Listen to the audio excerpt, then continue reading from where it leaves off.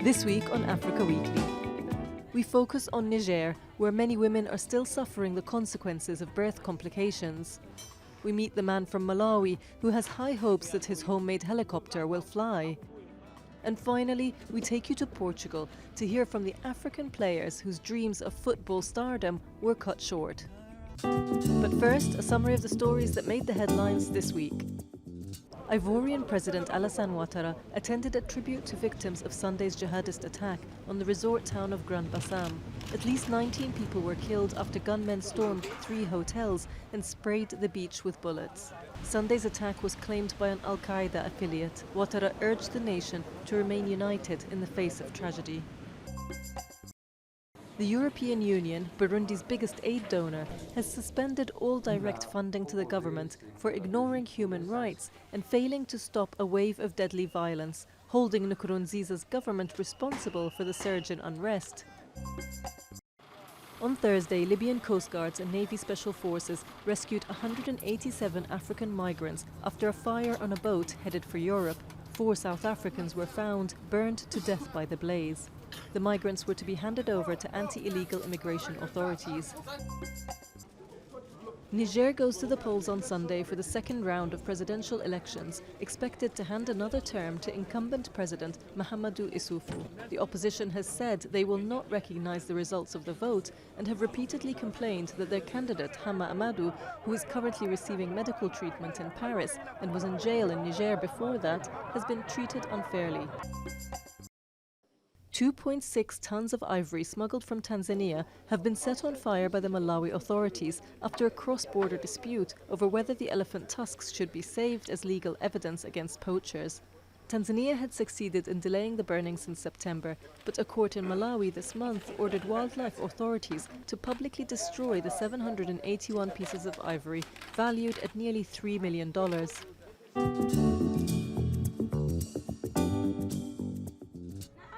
Obstetric fistula affects around 1 million of the world's poorest women. The condition, caused by a complicated labour, is widespread in the West African nation of Niger.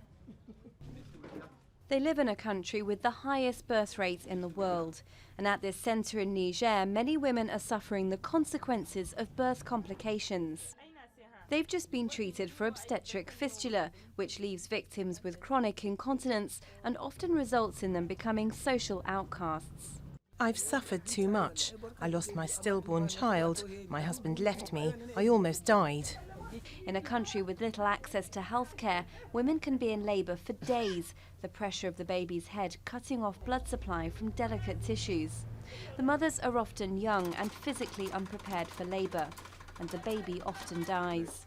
Yet this could all be avoided with a caesarean section. Vous avez une absence. There's a lack of support for pregnancy in this country, so most women don't receive prenatal consultations.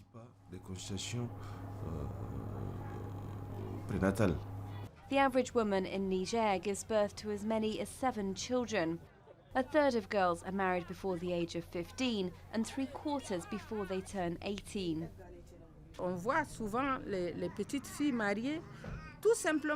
We often see young girls married simply because of tradition or to avoid being seen badly after an unwanted pregnancy. Neither girls nor boys go to school. We use the children instead to do household chores.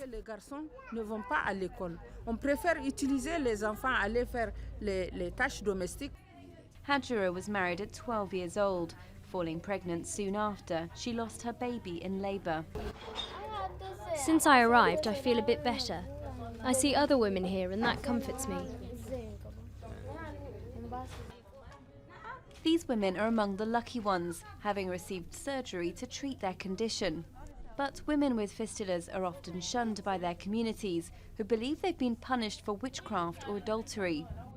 So survivors are encouraged to speak up for other victims, sticking together to fight a preventable curse.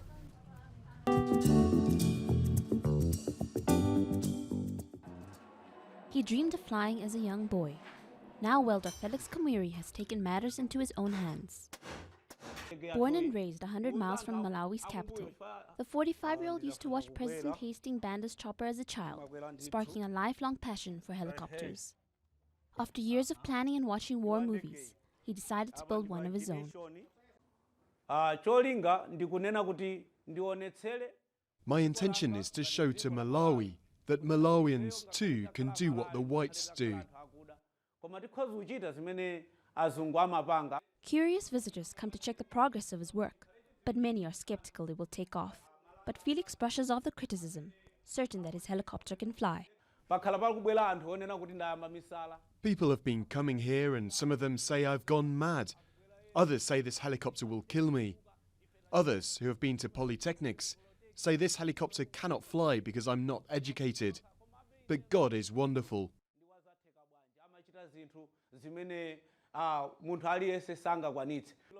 Felix used scrap metal and fiberglass to make the body of the helicopter, adding an electric circuit and a motorcycle engine with the help of an electrician. The 150-kilogram machine cost him $350 to build. We had some challenges with the wiring system resulting in short circuits, but slowly everything has been sorted out.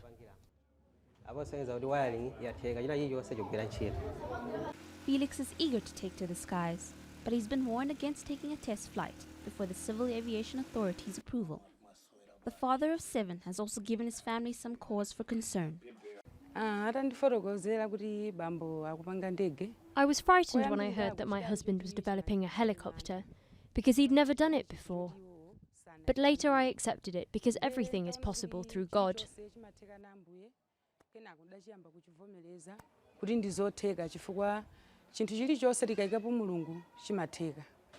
If his first flight is successful, Felix will be flying into the history books with his homemade helicopter and his sky-high ambitions.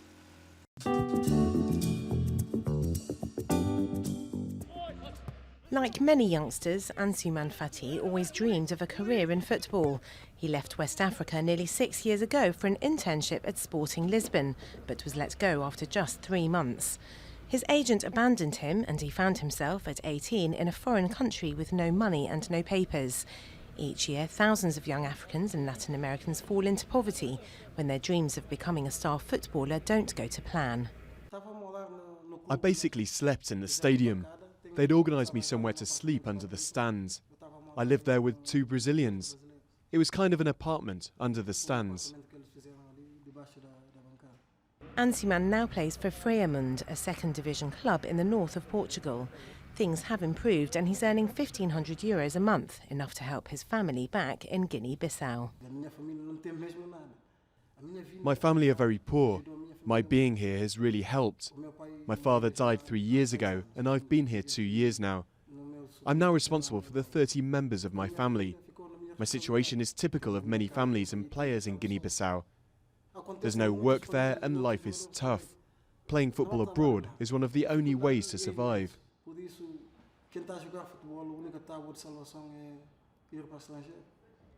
But Ansuman is one of a lucky few from the thousands who arrive in Lisbon each year, hoping to conquer European football, only to fall into poverty.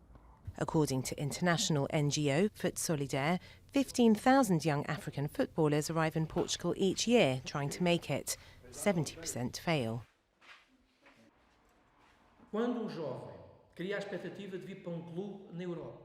When a young person decides to come and play for a European club, and then their dream is not realised, they find it hard to return to their country and confront their failure.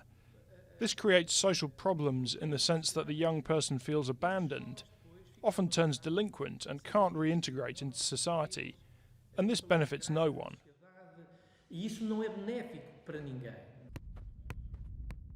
Because of its geographical position, Portugal is seen as a natural gateway to Europe. According to its immigration services, more than 1,000 young foreign players are currently living in the country illegally.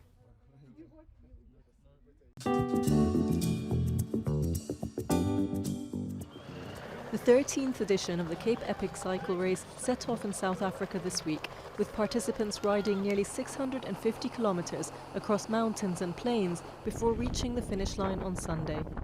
And staying in South Africa, the country's sports minister has denied that bribes were paid to win the right to host the 2010 World Cup, after FIFA claimed that a $10 million bribe was paid from South Africa to get votes for the country's World Cup bid.